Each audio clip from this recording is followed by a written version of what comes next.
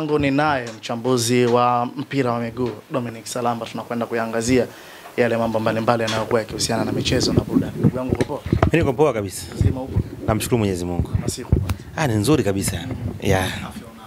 Mwenyezi Mungu ni mwema, afya iko vizuri, tunaendelea. Familia wako poa.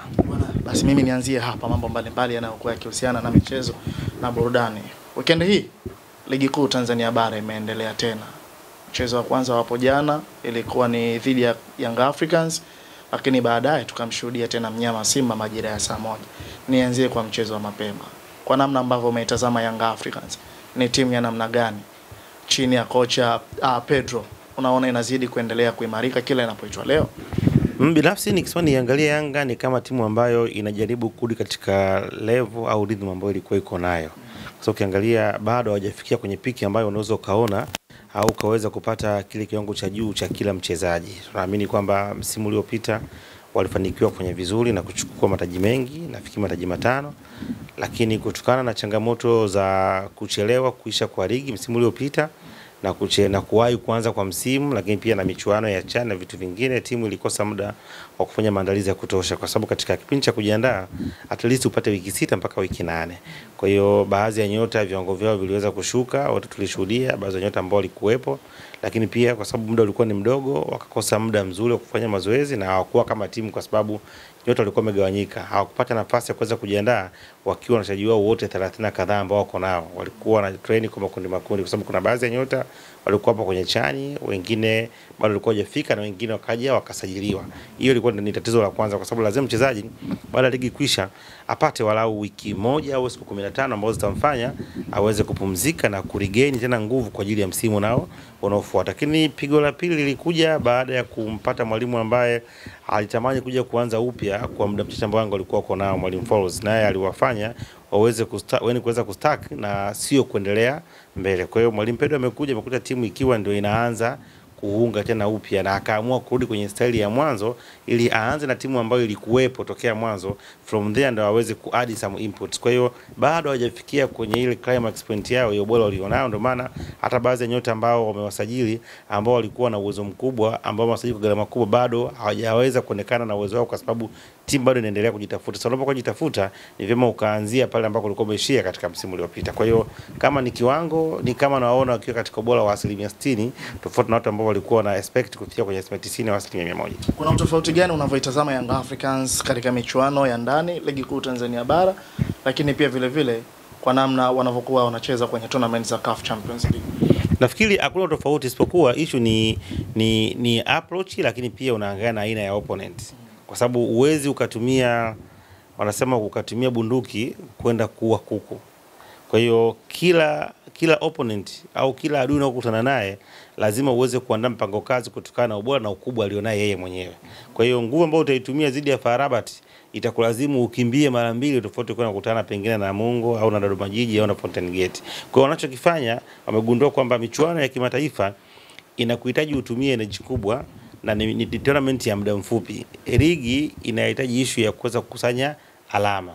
Kwa hiyo cha msingi tu ni kucheza katika mazingira ambayo yatakufanya uweze kupata alama. Lakini pia wamegundua kwamba michuano ya kimataifa inatakiwa uwe na your best squad, yani timu yako yote bora uwe nayo kiwanjani. Lakini kwenye ligi unaweza ukariski kwenye baadhi ya maeneo. Unaweza kusema okay, leo kwenye namba 8 labda nisimtumie Mudathiri haya, nimtumie Alasani Koma, nimtumie sijui nani. Kwa hiyo yale mabadiliko ambayo mwalimu alikuwa anatamani kuweza kuyafanya anaweza akafanya kwenye mechi za kawaida, kwa sababu hata ambao atakwenda kuwatumia hata kama atakuwa katika uwezo wa juu, lakini hawezi kuwa chini na opponent anakutana nao. Yaani leo hii mchezaji ambaye Yanga hapangwi, labda kina Dennis Nkane au kina Faridi, bado akienda timu kama Fountain Gate anakuwa ni superstar kwa sababu ana kiwango kikubwa. Kwa hiyo nimeona kwamba ligi wanaitumia ikiwa ni sehemu ya kuweza kutengeneza ubora wa timu yao ambayo inakwenda kupambana kwenye michuano ya klabu bingwa barani Afrika. Tuzungumzie mkwaju wa penalty ambao amekwenda kupiga Prince Mpumelelo Dube. Watu wengi wanazungumza na kusema ya kwamba haikuwa clear penalty, isipokuwa tu ni makosa ambayo mwamuzi ameyafanya kwa kuwapa Young Africans unfavorite ya kwenda kupiga mkwaju. Nafikiri mpaka saa hizi sio sisi, sio mashabiki, sio wanaorusha, hatukupata clear picture ya ile jambo lilotokea. Hakukuwa na kamera ambayo ingeweza kuonyesha direct kama mpira aliugusa au hakuugusa. Sio, unaelewa? Labda unless kama utakuwa una picha ambayo unaweza kuona direct wa mpira uligusa kwenye kifua au kwenye mkono. Kwa hiyo itoshe kusema kwamba mwenye kuweza kujua ilikuwa ni penalty au sio penalty ni mwamuzi aliyoamua. Kwa sababu hata ukiangalia picha za marejeo ya video bado hazionyeshi moja kwa moja kama ule mpira ulikuwa umegonga sehemu gani ya mwili. Pengine walikuwa wamekosa ile ya side camera kuweza kuonyesha au nyuma ya goli. Kwa hiyo itabakia tu kuwa tunazungumzia hisia. Kwa sababu sisi itakiwa tuzungumze baada ya kuona marejeo ya picha ili tupate comment tukireflect marejeo ya picha kwamba ilikuwa au haikuwa. Kwa binafsi nashindwa comment kwamba ilikuwa au sio kwa sababu sijapata exactly au uthibitisho wa picha yoyote ukionyesha kwamba ule mtu baada ya kwenda ule mpira either ni kifuani au ulikuwa mpira kwenye mkono. Kwa namna ambavyo mlitazama goli la Pacome Zouzoua Pedro akipokea pasi nzuri ya Duke Abuya, lakini alienda kuitendea haki pasi yake na kwenda kuzaa goli la pili kwa upande wa Young Africans. Tumzungumzie Pacome, performance yake. Nafikiri Pacome yupo anawaonea wenzake. Yupo katika ligi ambayo yeye ana uwezo mkubwa kuliko wachezaji wengine wote. Anawaonea sisi nikwambieje, yupo katika ligi ambayo akustahili yeye kucheza kwenye hiyo ligi. Hii ligi ya NBC. Sio level yake. Huo ni ukweli. Level alionayo yeye ilimtaka hawe kwenye ligi kubwa zaidi ya Tanzania ili aweze kutoa kiwango chake cha juu cha uwezo alionao ili aweze kujikamua, ajistretch, atafute namba au ashindanie. Lakini hapa hata kama hayuko fit bado utamuona yuko fit. Kwa sababu apati ule ushindani. Unaona? Kuna vitu ambavyo anavifanya katika ligi uwezi kumuona akifanya katika klabu bingwa. Si unaelewa? Kwa hiyo nafikiri anafanya kwenye ligi, kwenye klabu bingwa hawezi kuvifanya kwa baadhi ya mechi kwa sababu anakutana na level ambayo ndio level yake. Kwa hiyo ni mchezaji ambaye kuendelea kumjadili inakuwa ni kutotendea haki wale ambao tunakuwa tunamlinganisha nao kwa sababu sio level yake. Kwa hiyo huyu ni exception kwenye ligi yetu. Wale wanaona kumfananisha Pacome na Morris Abraham. Brother. Utani. Hamna mpira huu ni utani. Na ni kumkosea heshima huyo kijana kwa sababu ni kumpoteza. Sio level hiyo. Hayupo kumkompea mtu mmoja. Hayupo. Yuko level nyingine. Kwa hiyo ibakie tu kukompea wengine. Leo unataka kwanza kumkompea Pacome na Morris Abraham. Wakati Pacome huyo Morris hajafikia hata uwezo hata Mudathiri hajafikia hata uwezo wanaweza wakasema nyekundu nyeupe na watu wakaamini. Hatuishi kwenye uhalisia. Tunaishi kwenye hisia. Wachambuzi, wanahabari, nane wadau hawauchambui mpira kwenye uhalisia. Wanachambua kwenye hisia. They use hisia. Unaweza kuona hata jana mtu kafunga goli katika mazingira ambayo hata mimi ningefunga tayari leo ni talking of the town. Pajabili. Sasa ukikao ukiangalia hizi sifa mbona ziendana na kilichofanyika? Ndio mpira wetu kwa hivyo, ndio tumetengeneza hivi Kwamba wanaweza kaamua leo hii just imagine angalia walivyomkuza Yakubu goalkeeper. Wamemkuza zifu ni kipa ambaye wakati kipa kawaida tu. Kuna wakina Yona Amosi, wakina Msheli hata yeye lakini ndio mpira wetu tuko hivyo. Kwa hiyo kuna wakati unaweza leo ukaambiwa leo Diala ni sawa na Yakubu na watu wakajenga hoja kabisa. Kesho mtu akatoka kajenga hoja akasema Yakubu ni bora kuliko Diala na akaa na fact zake akaka pale na ikaklik na watu wakaamini. Kwa hiyo chochote kama tunaweza kufanya kwa Tanzania kinawezekana. Pacha tu media kuzungumza, ukipush kinaenda. Chochote kile. Pengine kwa namna unavyomtazama Jidini hasa ambacho wanachozidiana magolikipa hawa wawili. Ni makipa wawili tofauti, wenye uwezo tofauti. Kwa sababu kwanza Diara ni kiongozi. Apart from goalkeeper ni kiongozi. Diara ni mwalimu kiwanjani, ni kocha. Diara ni goalkeeper. Diara ni sweeper. Kwa hiyo ana sifa tofauti na kipa mwingine yoyote. Ile tunasema ni unajua unakuta leo hii kwa mfano ukiangalia katika media za kimataifa unapomzungumzia Messi na Ronaldo. Hawa ni exception. Wana vitu ambavyo wachezaji wengine wengi hawana. Sawa. Kwa hiyo kwenye issue ya goalkeeper jamaa ana kipaji, ni zaidi ya goalkeeper. Kwa kuna vitu ambavyo anavifanya mimi binafsi sijawahi kuviona. Kuna save alifanya save moja nafikiri ilikuwa ni mechi ya Mbeya City. Sio ilikuwa ni Mbeya City save na save nyingine ile ya mechi ya Simba ile ya Ateba. Mimi binafsi sijawahi kuona goalkeeper akifanya vitu kama vile katika muda wangu wote kuangalia mpira. Kwa hiyo ni ana upekee. Kwa hiyo uwezo ukamlinganisha na goalkeeper yoyote. Ndio nikasema kwamba mimi tokea nimeanza kuangalia mpira wamekuja makipa wengi Tanzania, wamekuja kina Shikalo, wamekuja kina Yobeko, wamekuja makipa kina Sikovic, wamekuja makipa wengi. lakini huyu jamani ni tofauti. Turudi huku kwa mnyama Simba. Jana nimeshuhudia wakiibuka na ushindi wa magoli 3. Lakini pia vile vile kwa namna ambavyo natazama performance yao, wanatengeneza zaidi ya nafasi 13 mpaka 14, lakini wanakwenda kutengeneza magoli 3. Bado Simba inaonekana kuwa na madhaifu kadhaa hivi kwenye eneo la ushambuliaji. Simba haijabadilika. Watu mmeanza no Pantev no problem. Simba haijabadilika. Simba ni ile ile. Kilichobadilika jana walipata faida ya muamuzi. Yaani Simba ni ile ile, haijabadilika chochote. Ni ile ile timu ambayo wako nayo kila siku toka msimu huu. Ila tu jana walipata faida ya muamuzi. Kwa kama kuna man of the match jana alikuwa ni referee. Mwichuye. Ndio yeye aliamua kuchange before ile red card. Tungeweza kupata game tofauti sana. Na pengine leo tungekuwa tuongea tunayoongea. Yaani lawama zingeongezeka. Lakini mwamuzi aliamua kwenda kupunguza lawama sasa. Ile tuanze kuzungumzia wala unazungumza hapa nafasi 13, magoli 3, Swiss wamefunga. Hiyo yote ni mwamuzi aliamua kuitengeneza. Na ndio leo tumeamka tukiwa na siku nyingine njema. Kwani haikuwa clear red card? Sio clear, hakuna red card pale. Hata kwa kusingizia. Hata wewe ungekuwa refa uweze kutoa red card ya vile. Haipo. Kile kiwiko lakini wakati gani na kile ambacho alikifanya Kapombe kilikuwa ni kichwa. Kile ambacho alifanya nani Kapombe kilikuwa ni kichwa au mguu. Tena kama ukisema uangalie kwa umakini, yani faulu ya Kapombe ndio ilikuwa ni ya kusudia zaidi kuliko yule mchezaji wa nani kwambia sita.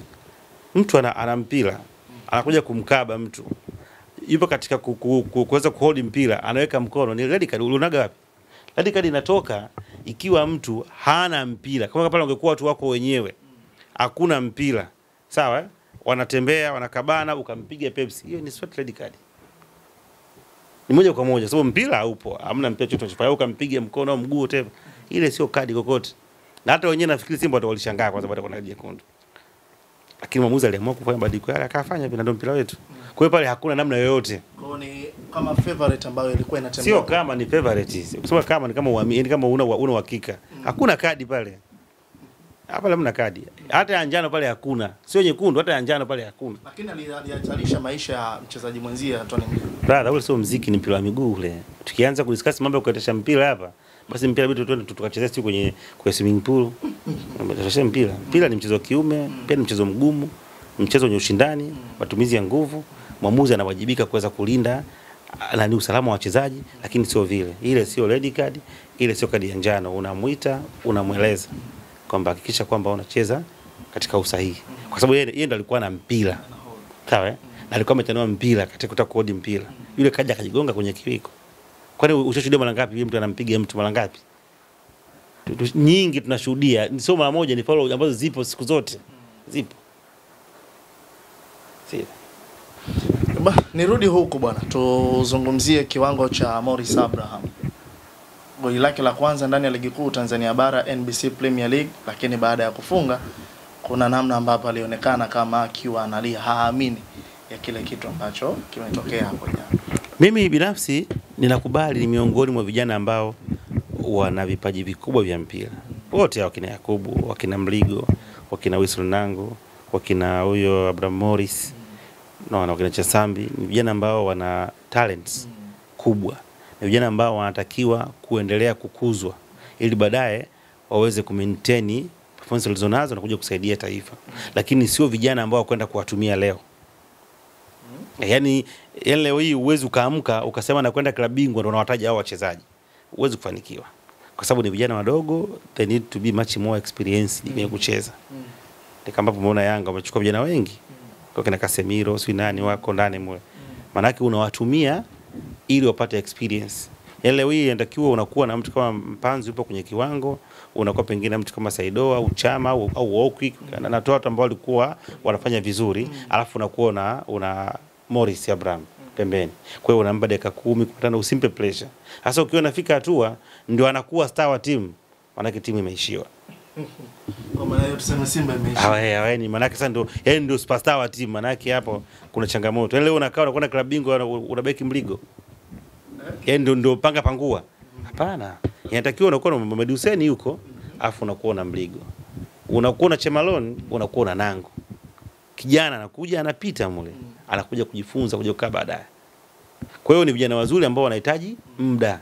Lakini sasa tukianza kuwalazimia ili kuwakompea tunakosea sana. Unakuwa na Ishmanula golini, unakuwa na Yakubu.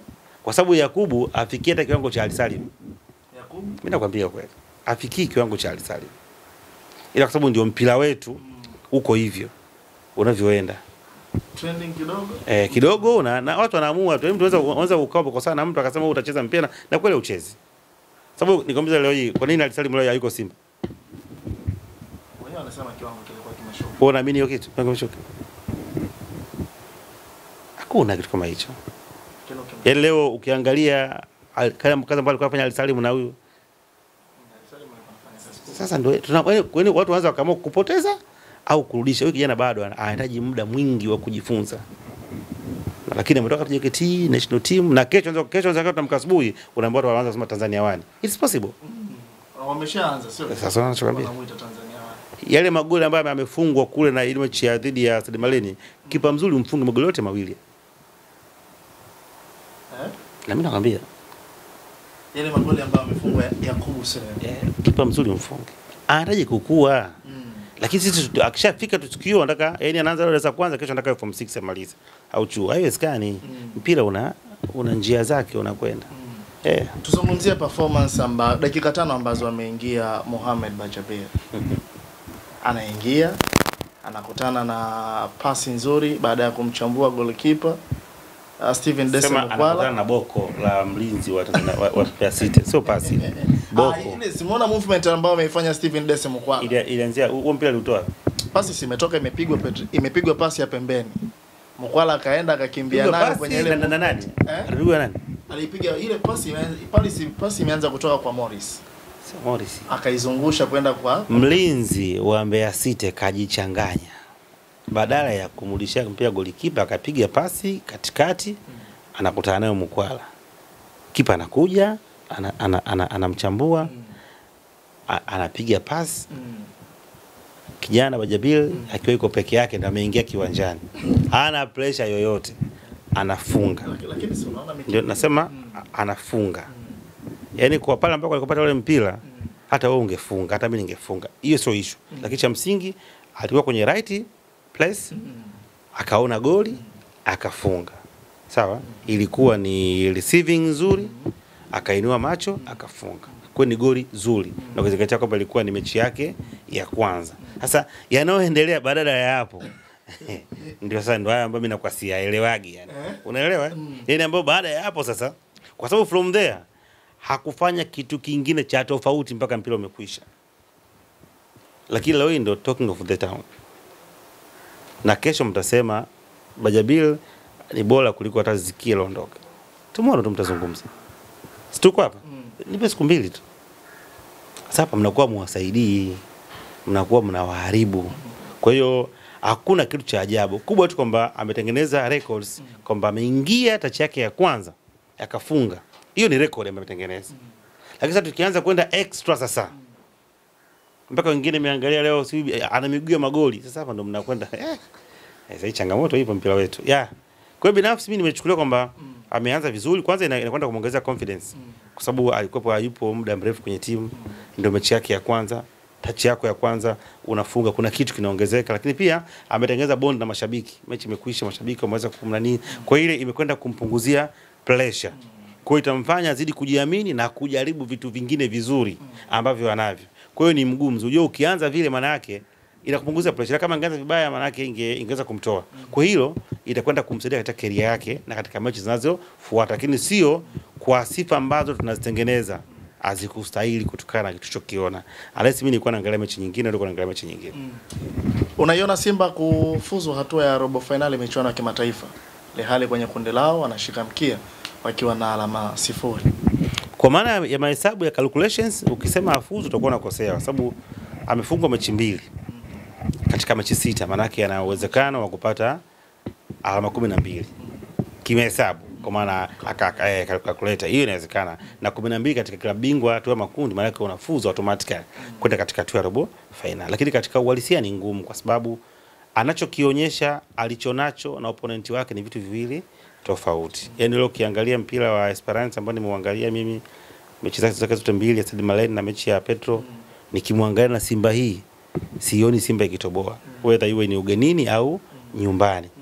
Kwa hiyo siwaoni yani kifootball sioni akivuna alama katika mechi za Esperance zote mbili. Akajitahidi labda nyumbani alama moja, lakini kule manake naona kwamba anakwenda kuacha alama nyingine 3 ya Tunisia. Kwa hiyo atakuwa anabakisha alama ngapi? 9. Katika 9 hizi ana mechi moja ya away dhidi ya Petro. Maana tunazungumzia aanze kupambana kwenye alama 6 saje 6 anaweza kafuzu. Sasa itakuwa changamoto nyingine ya kuizungumzia. Yeah. Lakini uwaone kabisa. Kwa maana ya football misioni akiwa na nafasi. Kwa performance yake. Na sio tu kwamba mechi mbili, hata Azam kafunga mechi mbili, Singida kafunga mechi moja kadraw moja. Naona kwamba Singida na Azam wanaweza kawa na nafasi kidogo at least kuliko hata Simba kwa tathmini yangu mimi. Ingawa hata Yanga bado hajafuzu. Kutokana na aina ya kundi lonalo. Ila kama utamokotoa asilimia pekee Yanga na asilimia 40 ya kuweza kufuzu. Kwa sababu mechi ambayo itakayoamua ni mechi ya Ahli nyumbani na ugenini. Lakini ukisema uzipange hivi Simba ndipo kwenye wakati mbaya zaidi kwa sababu si kwamba hana alama, hata Azam hana alama, lakini kikosi chao kina mapungufu mengi kuliko Azam ambaye naye pia amekuwa hana alama. Kwa namna sasa ambavyo unaitazama Simba kwenye michuano ya kimataifa, unadhani ya kwamba kilichokuwa kikiwaangusha kikubwa zaidi ni alikuwa meneja Dimitri Pantev? Si kweli. Nakwambia Simba ni ile ile. Yaani wala sio Pantev, sio, huo ni uongo tu. Utofauti wa Pantev na Matola wa jana kama Pantev hakupata bahati ya timu nyingine kupata kadi nyekundu. Pantev hakupata bahati ya refa kutoa kadi nyekundu kwa opponent. Matola akapata bahati, refa akatoa kadi nyekundu mapema, ndio tofauti ulipoonekana. Lakini hakuna tofauti wote.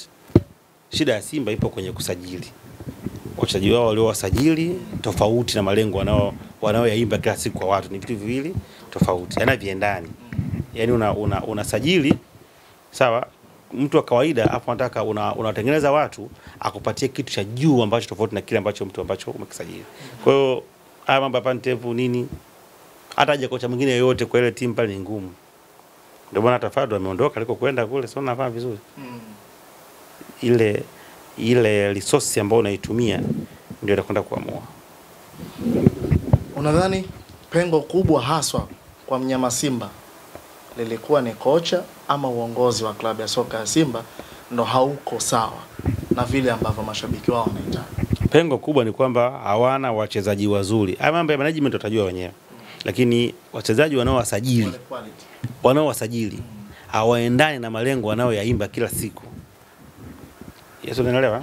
Yaani wachezaji wanaowasajili ni wa kawaida. Mimi nataka wachezaji wazuri wa kawaida. Na wachezaji ambao labda tu mfano mdogo leo hii. Wachezaji wangapi wa Simba ambao wanaweza kwenda wakaanza Yanga au Azam? Wachezaji wangapi? Wa Simba ambao ukampeleka Yanga au Azam first 11 akaanza. Ambao wapo kwenye kikosi cha Simba. Maybe mpanzo. Sasa bado tunataka tena uwe bingwa wa Tanzania, uende klabu bingwa ukachukua bingwa, haiwezekani. Sio, unaelewa? Yaani haiwezekani. Kwa hiyo ile quality ambayo wameisajili ndio inayo hukumu. Sasa kinachotokea ni kwamba unasajili kawaida, alafu unatoka public mnaanza kuzungumza kwamba safari nusu finali na kwa sababu Tanzania wengi mpira hawajui, wanaamini. Unajua sisi tunaishi kwa maneno, sio uhalisia. Yaani maneno ambayo yanazungumzwa haya ndio watu wanachukua na nayo. Kwa hiyo changamoto katika misimu yote hii wala sio makocha. Changamoto ni kwamba wanasajili wachezaji ambao hawaliflect na malengo wanayohitaji. Ndio shida iko hapo tu. Leo Yanga akishindwa kuingia robo finali utamlaumu kwa sababu wachezaji waliosajili wana deserve kucheza robo finali. Sawa? Lakini Simba umlaumu, hana kosiko. Hana kosiko, hana kosiko. Bwana, tumalizie bwana. Tunakwenda kufunga weekend hii na ligi kuu Tanzania bara kati ya Azam FC na Simba Sports Club. Tunautazama kwanza kwa huu mchezo, unautazama ni kama mchezo ambao unaweza ukawa ni advantage kwa Simba ama unampa advantage Azam FC dhidi ya mnyama Simba? Siku zote mechi ya Simba na Azam mimi nakuwa siielewi. Siku zote. Yaani inakuwa ni out of my matarajio yangu nasema. Yaani inakuwa hivyo. Yaani mechi nzuri inakuwa Azam akicheza na Yanga. Ndio unaweza ukakaa ukafanya analysis na ikaenda hivyo unavyotaka wewe kutokana na ubora. Yaani unaweza kwenda kuona viwango vya wachezaji wa Azam katika level ambao wewe unaifikiria. lakini wanapokutana na Simba sijui wote wawili waga wanakuwa na ni surprise siku zote ambazo nilikuwa ninawaangalia. Kwa hiyo itosha kusema kwamba tu atakayeamka vizuri ndo atapata matokeo. Yaani nikianza kuchambua nitakuwa muongo. Lakini ikiwa mechi ya Yanga na Azam ukianza kumzungumzia Msindo utamzungumzia kwa sababu utakuwa unamzungumzia katika level ambayo anakuwa na perform. The same to Faisal, the same Imidimao, utazungumza ukifika pale utaangalia. Lakini ni general kama Azam wanakuwa katika ubora wao wanakuwa kwa very serious. Simba bado hana kikosi cha kubato na Azam. Simba hana bado kikosi cha kubato na Azam. Kama Azam wanaingia na Mameno anataka matokeo, hata wacheze mechi 5 zozote atafungwa Simba kwa sasa hizi. Hiyo ni ukweli ambao upo. Ni kama hivyo leo Simba na Yanga hata wacheze mechi 5 Simba atafungwa tu. Sio kwa maana ni ubora ambao umetengeneza, ni quality mbili tofauti. Simba wana Faisal, Simba wana nani, Simba hawana Msindo, Simba hawana wachezaji wao. Kwa hiyo kama Azam anakuwa anaamka na mpira ni mchezo wa sayansi, mchezo wa namba. Ila kwa sababu mechi yao inakuwa itabiliki, lote linaweza Lakini guarantee unampa nani? Simba na kuondoka na alama 3 Ndio nikasemaje? Ingekuwa mechi ya Yanga na Azam ningekuwa na uwezo wa kufanya analysis ambayo ingenipelekea kujua nani anashinda kwa sababu ningekuwa ninatathmini nikilinganisha viwango halisi vya hizo timu. Lakini Simba akicheza na Azam wakati mwingine Azam wanakuwa na surprise. Yaani kuna makosa ambayo Azam wanayafanya kucheza na Simba uwezo ukaona kwa mechi nyingine yoyote, si unanielewa? Sasa pengine mchezo unakuwa unachukulia sio serious. Kwa hiyo unaweza ukasema leo kwamba Azam sio na Kitambala, sio na nani, lakini kwa mechi ya Simba uone iko ambacho unachokizungumza wewe. Kwa hiyo ni ngumu. Ndio nikasemaje, atakayeamka vizuri atapata matokeo. Atakayeamka vizuri ndio atapata matokeo. Kwa mapungufu ambayo unaona ya Azam, takriban michezo 4 wametoa sare ndani ya ligi kuu Tanzania bara. Uone kama nafasi yao dhidi ya Simba Sports Club inakuwa finyu. Unajua kwamba siku zote mchezaji mkubwa anakuwa anahamasika kwenye mechi kubwa. Unafahamu? Yaani leo hii Faisal labda au Msindo utakayemwona kwa mechi ya Simba na Yanga wakati mwingine usimuone kama anakosa ile tunasema ile pushing factor ya nje kwenye mechi dhidi ya Dodoma Jiji na timu nyingine. Na hata Yanga unataka kuniambia Yanga ambayo inacheza kwenye ligi na kwenye mechi ya kimataifa ni vitu viwili tofauti, hata intensity yake kujitoa. Kwa hiyo wakati mwingine unaweza kuona ametoka sare na JKT au na timu gani, lakini ikaja mechi ya Simba kwa na kitu tofauti. Sana naamini kwamba ni mechi kubwa na ndio ambayo inawafanya wao wenyewe waendelee kuwa wakubwa. Ile leo hii ukimfunga leo hii ukimfunga leo JKT, ukimfunga leo Fountain Gate, ukimfunga leo Pamba, bado haikutoshi uonekane miongoni mwa timu kubwa Tanzania. Lakini kama utamfunga Simba, utamfunga Yanga, utamfunga Singida, tayari watu wataanza kukubadilisha wewe kuona ni timu kubwa. Kwa hiyo wakati mwingine hizo mechi kubwa zinakuwa zinafanya wachezaji wanakuwa wana self motivation. Yaani mtu anahamasika yeye mwenyewe hata kabla ya mwalimu kwamba anakwenda kucheza na Simba. Simba ni bingwa mara nyingi na nini. Kwa hiyo hizo mechi zinakuwa kidogo zina ladha na hata namna yake inakuwa ni tofauti. Kwa hiyo matokeo ya nyuma wakati mwingine yanakuwa hayana maana zaidi kwenye mechi ya Simba na Yanga na timu zingine kubwa. Ni wakati sahihi kwa Mtanzania Selemani Matola kuaminiwa na kupewa timu ya klabu ya soka ya Simba kwa namna ambavyo unatazama. Kwa ni mara ya kwanza Matola kupewa timu na akiwa ni kama ni career coach. Kama kocha mkuu. Yaani nafikiri Selemani Matola kumpa timu kama kocha mkuu. Nafikiri mtu pekee mwenye jibu sahihi ni Simba kwa sababu Matola ameshakuwa ni kocha msaidizi au kocha wa muda zaidi ya mara 5. Sawa, anaachiwa timu, anakuja mwalimu mwingine. Kwa hiyo hata wenyewe maana yake hawamwamini. Si unaelewa? Maana yake Simba wenyewe hawamwamini. Na kwa nini hawamwamini? Wao ndio wanajua kuliko sisi. Lakini mashabiki jana tumewasikia kwa nani? Mashabiki sio viongozi wa hizo timu. Kuna kipindi nilimsikia mtu mmoja akawa anasemaje? Simba na Yanga wakati mwingine wanakuwa na jeuri ya kufukuza walimu kwa sababu wanajua wanashindaje. Kuna mtu alishaposikia kizungumza kama hicho. Kwamba Simba na Yanga anaweza hata akachukua ubingwa. Yanga wamechukua ubingwa ile na yule nini? Umudi sio Umudi. Lakini walimfukuza. Ilikuwa ni rahisi. Kwa hiyo akasema Simba na Yanga wakati mwingine wao wenyewe wanajua wanavyoshindaga hizo mechi. Kwa hiyo naona akasema hata jana ukianza kutafsiri kwamba Matola alikuwa bora, mimi nakataa kwa sababu jana aliyekuwa bora alikuwa ni muamuzi. Kwa hiyo nafikiri bado atoshi kuweza kuachua timu. Lakini pia kama unakuwa ni sehemu ya timu alafu timu haifanyi vizuri na wewe upo kwenye hiyo timu, alafu anapoondoka mwalimu mkuu kama timu inachangamka, maana yake nawe pia tukuangalie kwa jicho la pili. Maoni yangu mimi. Matola naye pia achunguze. Kwa jicho la pili kwamba sasa kama akiondoa kocha mkuu tu, ukiachia wewe timu kidogo, timu sio fahamu vizuri, inachangamka. Sasa kwa nini huo uchangamfu usiwepo wakati kocha mkuu yupo? Maana au mantiki ya kukuachia wewe timu na kocha mwingine, tunaamini kwamba wewe unaijua timu na unawajua wachezaji wengi wa Kitanzania na wengine ambao wako pale na umecheza kwenye hiyo timu, uweze kuwa msaada kwa mwalimu anayekuja ili kuweza kuvuka vigingi na kuweza kufika mbali. Hata kama akija mwalimu mpya, mambo yabadiliki, alafu akiondoa kuna uchangamfu, maana yake nayo pia ni tatizo.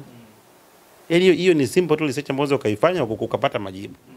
Kwa hiyo kiufupi ni Matola hastahili kuwa kocha mkuu.